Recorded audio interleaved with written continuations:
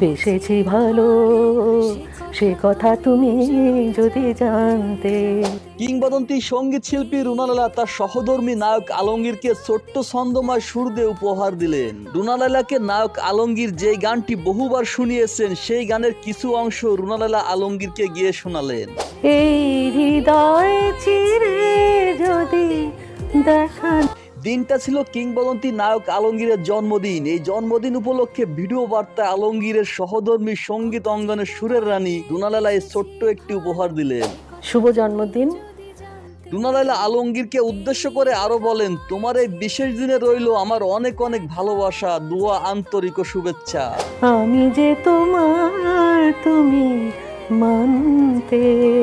তুমি চিরকাল এমন হাসি খুশি নিঃস্বার্থ পরোপকারী মানুষ হিসেবে সবার হৃদয়ে প্রিয় হয়ে থেকো, এটাই আমার একমাত্র চাওয়া।